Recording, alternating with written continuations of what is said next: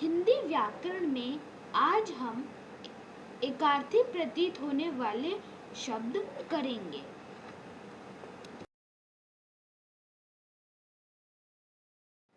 एकार्थी प्रतीत होने वाले शब्द क्या होते हैं? वे शब्द जिनका प्रयोग हम एक अर्थ में कर लेते हैं पर उनमें सूक्ष्म अंतर होता है, वे एकार्थी प्रतीत होने वाले शब्द कहलाते हैं। इन्हें समानार्थी प्रतीत होने वाले शब्द भी कहा जाता है। ऐसे शब्द दिखने में एक दूसरे के पर्यायवाची लगते हैं पर होते नहीं। इन शब्दों के प्रयोग में भूल ना हो जाए, इसलिए इनकी अर्थ भिन्नता को समझना अति आवश्यक है।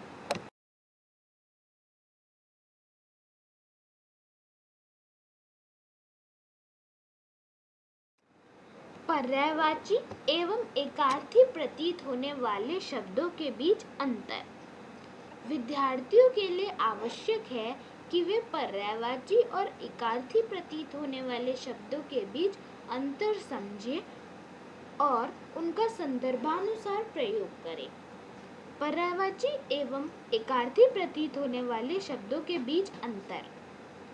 सभी पर्यायवाची शब्दों का अर्थ बिल्कुल समान नहीं होता, मगर उनमें कुछ न कुछ समानता होती है, जिसके कारण उनका प्रयोग एक दूसरे के स्थान पर कर लिया जाता है।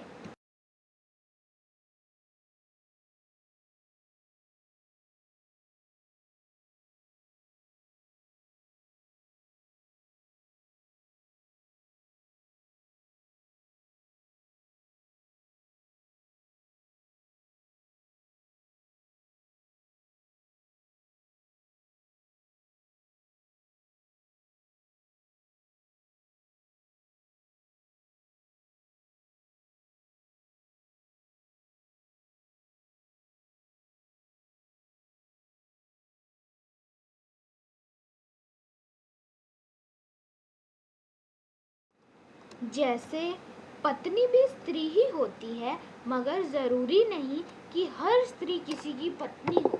किसी पुरुष की पत्नी वो ही हो सकती है जिसका उससे विवाह हुआ हो। अतः स्त्री का पर्यायवाची पत्नी शब्द नहीं हो सकता और ना ही पत्नी शब्द स्त्री के स्थान पर प्रयुक्त हो सकता। अब हम इन शब्दों को कुछ उदाहरणों के माध्यम से समझते हैं। पहला, अवस्था का अर्थ है जीवन का एक भाग, जबकि आग्रह का अर्थ है हठ पूर्वक प्रार्थना। दूसरा, अशुद्धि।